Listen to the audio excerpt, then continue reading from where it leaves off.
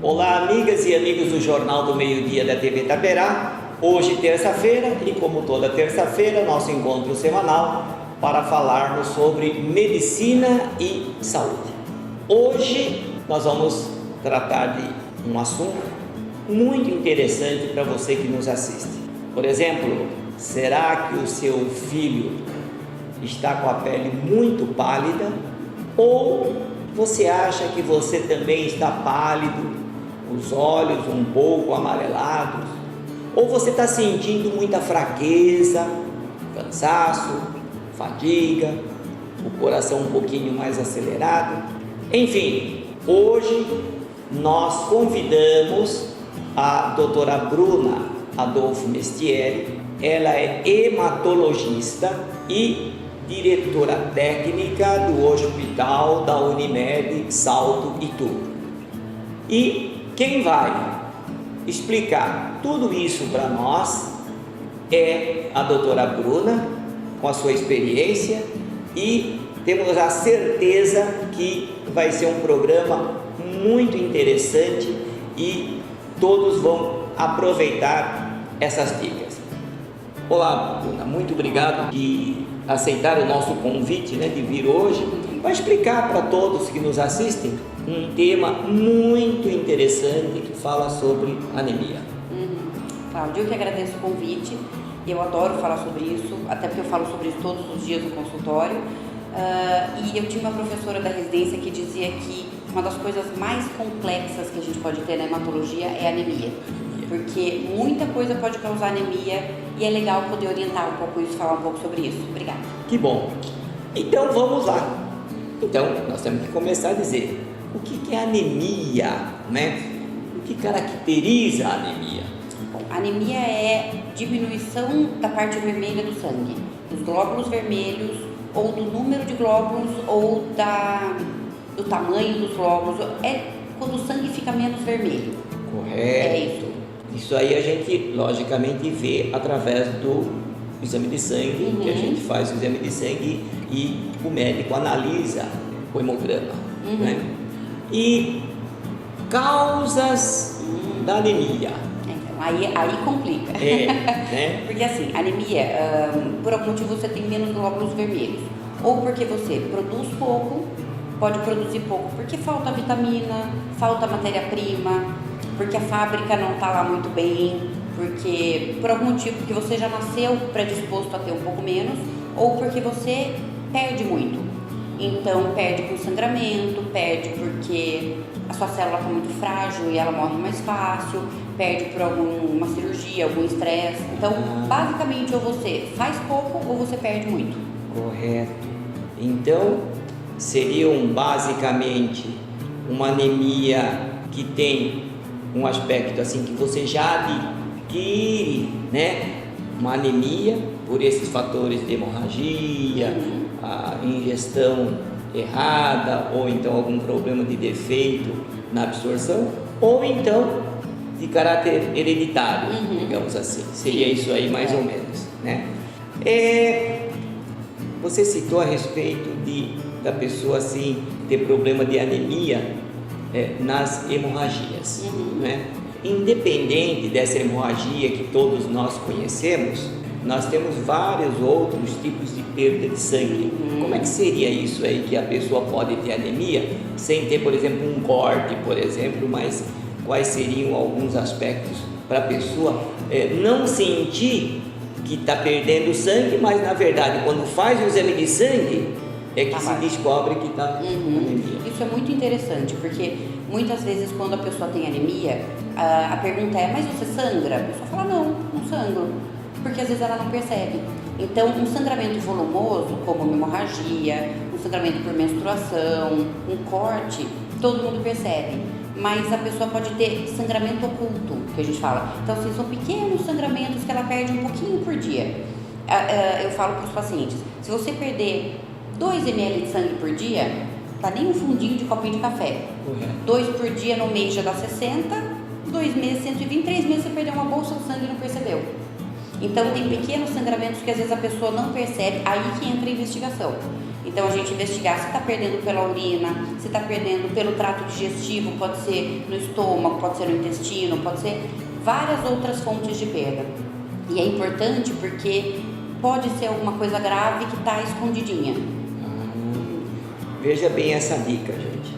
Então, nós podemos perder sangue diariamente, numa quantidade muito pequena, mas é como a doutora Bruna falou, você soma isso em 1 mês, 2 meses, dá um volume muito grande. E nós só vamos detectar através dos exames laboratoriais. Aí a importância de a gente fazer alguns controles, né, de uma forma bastante organizada, seguindo a orientação do seu médico, justamente para que se possa detectar preventivamente qualquer alteração no seu organismo. Me diga uma coisa, você falou a respeito de menstruação. Deixa eu aproveitar o gancho. Por exemplo, a menstruação leva a anemia? Pode levar, porque o fluxo menstrual varia muito de uma mulher para outra. Tem mulher que menstrua bem pouquinho, tem mulher que menstrua bastante, isso pode ser o normal dela, mas depende do quanto o organismo consegue se equilibrar com isso. Então, se a pessoa menstrua muito e o corpo não está dando conta de repor esse sangue todo mês, seja porque não consegue produzir tão bem, seja porque não absorve tão bem vitamina, isso cada mês vai desequilibrando um pouquinho, podendo levar a casos graves até de internação, de precisar tomar transfusão de sangue por causa da anemia da menstruação. Olha, outra dica, gente, para as mulheres, né? É uma informação muito importante, sempre ficar de olho na sua saúde, tá? Sintomas assim da anemia, né? Por exemplo, uma pessoa que está com anemia, para desconfiar que acha que está com anemia e tal, né? As mães normalmente falam, meu filho não está comendo, né? Não está comendo direito, está sem apetite, estou com medo de isso aí virar anemia, né? No adulto tem também as alterações, que ele pode sentir muita fraqueza. Quais seriam os sintomas gerais assim para a pessoa desconfiar? Não precisa do médico. Depende da causa, mas basicamente assim, o glóbulo vermelho, a principal função dele é transportar oxigênio para o organismo. Então, quando falta glóbulo vermelho, vai faltando oxigênio. Então, você cansa muito fácil. É cansaço muscular. Então, andou um pouquinho, já dá dor, já dá cãibra, já dá cansaço. É um sono, é fraqueza, mas depende de qual a causa. Por exemplo, no caso das anemias hereditárias, que a pessoa já nasce com anemia, o corpo dela está acostumado. Então, ela pode ter uma anemia faz 20 anos e não sentir nada, porque o corpo está adaptado. No caso da anemia que surgiu faz pouco tempo, a pessoa começa a ter sintoma, porque ela estava acostumada a estar de um jeito e agora o corpo mudou. Então depende de qual que é a causa, mas basicamente assim, é sinal de falta de oxigênio, é sono, é bocejar bastante, é cansaço muscular, às vezes mexe até com a memória, também é outra coisa que a anemia deixa até a memória, a pessoa parece que fica meio avoada. Certo. Olha quantas dicas interessantes para nós. São orientações, né, para a gente sempre ficar atento no nosso dia a dia. Né? E esse detalhe importante, frisando, quer dizer, aquela anemia que já é hereditária, não é? Que tem aquela predisposição familiar, tudo. Realmente o organismo já fica, né, mais ou menos se adaptando, então a gente não nota a diferença. Mas quando a pessoa começa a ter aquela anemia que vai se adquirindo com o tempo, tem essas manifestações clínicas. Agora, uma coisa que as pessoas sempre questionam nessa dúvida, quando a gente fala, olha, você está com anemia, ou principalmente quando a gente fala com as crianças, olha, o teu filho está com anemia, então já bate aquele desespero, aquela preocupação, dizendo, mas isso pode ser pode levar à leucemia, quer dizer, a anemia leva à leucemia? Que bom que você tocou nesse assunto, porque muita gente chega no consultório com essa preocupação, porque vai na internet, entra no Google, anemia, aparece leucemia. Então assim, tem duas coisas diferentes aí importantes a gente pontuar. Primeiro, a anemia pode ser a primeira manifestação de uma leucemia. Então, quando a pessoa tem leucemia, ela pode... O primeiro sintoma é o sintoma de anemia e aparece anemia. E através da anemia você descobre a leucemia. Então, não é que a anemia virou uma leucemia, é que foi o que a pessoa manifestou. Primeiro. A gente pode dizer que a leucemia é que leva a anemia. Isso, exatamente. É o contrário, então. Isso é super importante. Então, a leucemia causa anemia e você percebe através da anemia. Isso é uma coisa.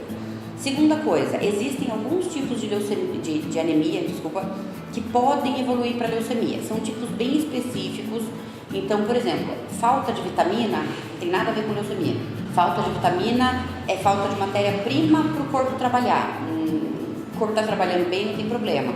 Então, aquela anemia por falta de ferro, por falta de vitamina B, não vai virar uma leucemia. Mas existem alguns tipos de anemia que é quando a fábrica não está trabalhando muito bem, que é o que a gente chama de displasia.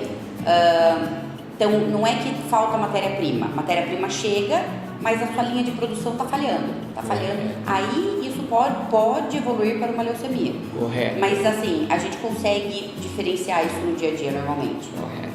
Mas, para tranquilidade de todos que assistem, é o seguinte: anemia não leva à leucemia. A leucemia pode... Quer dizer, a leucemia mostra a anemia, tá? Então, eu acho que com a explicação da doutora Bruna, eu acho que ficou bem claro essa dúvida que a população tem, né, a respeito de anemia e leucemia. E nós falamos muito sobre vitaminas, né? E é muito comum, eu acredito que através do Dr. Google, né, as pessoas estão consumindo muito mais coisas sem uma orientação médica, né? Então, consumindo vitamina, consumindo energético, consumindo isso, quer dizer, tomar vitamina, ou por exemplo, vou tomar vitamina que contém ferro, sem orientação médica, corre o risco? Sim, por quê? Primeira coisa, na teoria, se você tem uma alimentação bem balanceada, bem equilibrada, se você come bem, você nem precisa de vitamina, a maioria das pessoas. Correto. Tem algumas pessoas que têm alguma dificuldade de absorver. Então, é aquela coisa assim, tem gente que mesmo comendo direitinho não absorve alguns alimentos. E aí a gente tem que investigar o porquê, né? Se a pessoa tem dificuldade de absorção, por exemplo, quem fez cirurgia de estômago, por qualquer motivo a pessoa fez uma cirurgia de estômago ou cirurgia no intestino, ela tem uma parte do estômago, do intestino que não absorve a vitamina. Correto. Aí ela precisa tomar vitaminas. Uma boa alimentação equilibrada, na teoria não precisa. Correto. Mas e o problema é, se você trata sem investigar, você pode deixar passar alguma coisa grave. Essa que é a nossa preocupação. Exato. Então, a gente precisa tomar muito cuidado, né, quando a gente quer tomar algumas vitaminas sem uma indicação médica.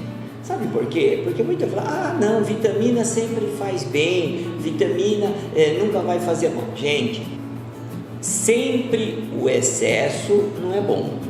Assim como a falta, eu acredito que o excesso seja até pior, porque pela falta você pode ir colocando a vitamina por orientação médica. Agora, se você tem excesso de vitamina no teu corpo, como é que nós vamos tirar essa vitamina, não é? Então, nada melhor que consultar o seu médico para ver se você precisa de vitamina ou não. É como a doutora Bruna falou, se você tem uma alimentação equilibrada, não é? E você não tem esses problemas de, por exemplo, a cirurgia de estômago, cirurgia de intestino, tal, que possa comprometer o aproveitamento dos nutrientes, então se está tudo bem no seu organismo, então não há necessidade.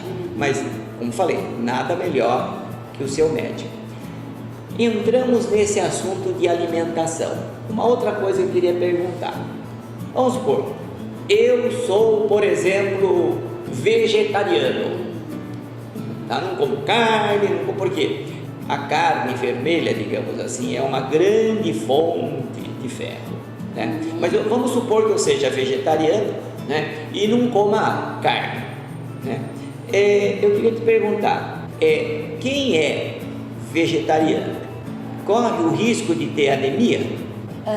Carne tem bastante ferro, os legumes também tem. É que o ferro da carne é mais fácil para o nosso organismo absorver. Então você consegue compensar com os legumes. Com feijão, com legume verde escuro. Todo mundo fala muito da beterraba por causa da cor, mas os verdes escuros todos têm muito ferro, é excelente para aproveitar. O que faz muita diferença? Vitamina B12.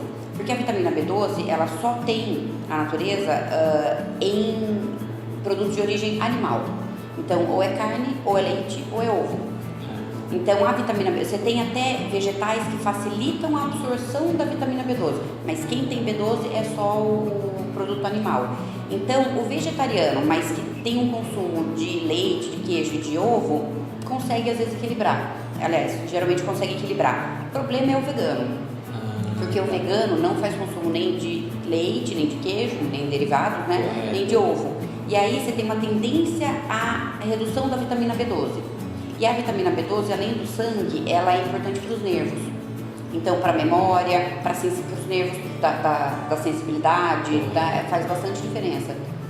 Então, sabendo disso, não tem...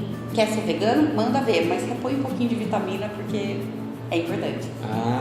Olha que dica importante para quem é vegano, né? Seguir essas orientações. Mas veja, o que nós queremos mostrar para você que nos assiste é o seguinte: tudo vai depender de uma boa orientação médica para você aproveitar da melhor forma o seu estilo de vida, né? Agora, nós falamos muito a questão de anemias assim hereditárias, né? E eu acredito que as mais comuns é que a população já ouviu falar, né? Que seria a talassemia e a anemia falciforme, não é? Como é que é isso aí? Por exemplo, em relação aos povos, não é? Eu queria que você explicasse um pouquinho a respeito disso aí. Talassemia é uma anemia que aqui na nossa região a gente tem até que bastante por causa da descendência italiana. A talassemia é a anemia do Mediterrâneo, que na verdade você produz um pouco menos. Então, glóbulo bonitinho, funciona bem, não tem problema nenhum, mas você tem uma tendência de quantidade um pouco menor a vida inteira. Isso é assim, é igual cor do cabelo, cor do olho, vai ser assim a vida inteira. A anemia falciforme, assim como outros tipos de anemia, não é que você produz pouco, é que o que você produz está diferente, tem uma pequena mutação. Então a célula, ela tem, quando passa por algum estresse de infecção, estresse de desidratação, de uso de alguns medicamentos, ou às vezes até só mudança de temperatura, esfriou muito já é o suficiente. A célula, ela muda a conformação dela e aí ela pode dar crises de dor. É uma célula que fica instável, ela rompe muito fácil e dá crises de dor. E são crises bem importantes.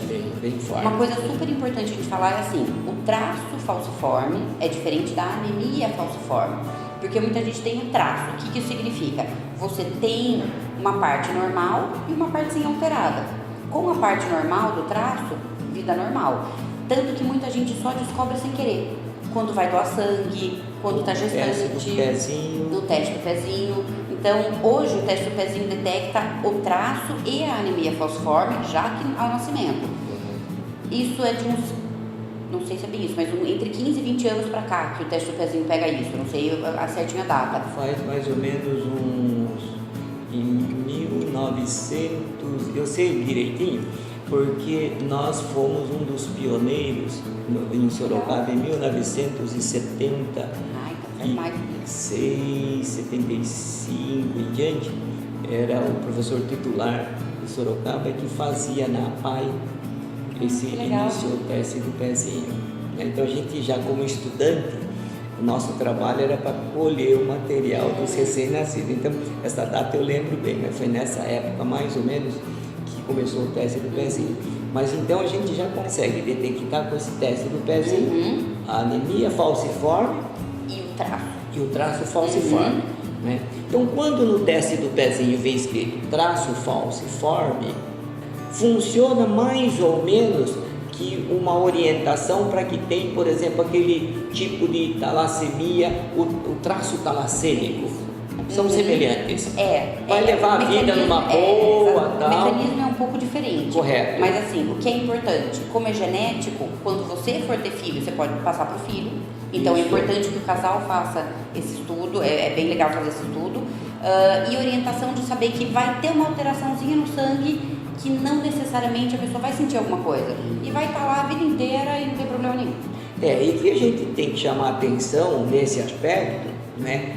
É o seguinte, é como a doutora Bruna falou, essa alteração, por exemplo, do traço falciforme, ou então do traço talassêmico, a gente sempre vai encontrar no examinho de sangue um nível um pouquinho mais baixo, né, dos glóbulos vermelhos, né, e que a gente precisa tomar muito cuidado porque não precisa tratar isso aí não, senão começa a dar ferro, começa a dar isso, porque, né, e aí vai dar vitamina demais, não é isso? Exatamente. O traço falciforme nem sempre aparece. No falciforme, às vezes a pessoa tem um hemograma completamente normal. O traço talassêmico tem uma alteraçãozinha que a célula é pequenininha.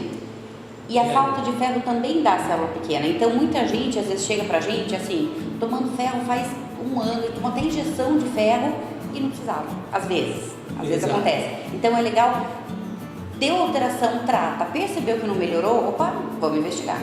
Eu acho que é sempre importante, nem que for investigar só para falar tá tudo bem, mas eu acho que é importante só para não deixar passar nada, sabe?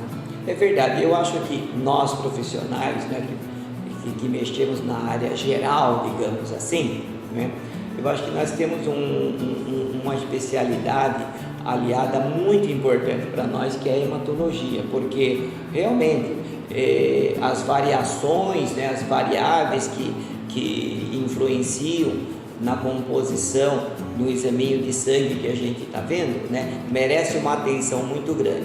Então, no primeiro sinal de que alguma coisa não está condizente com aquilo que nós estamos examinando, nada melhor que pedir a opinião de uma hematologista para nos orientar e dar a melhor orientação aos pais, ao paciente, enfim, para quem está sendo tratado com a visão mais especializada, mais específica de uma hematologista, né?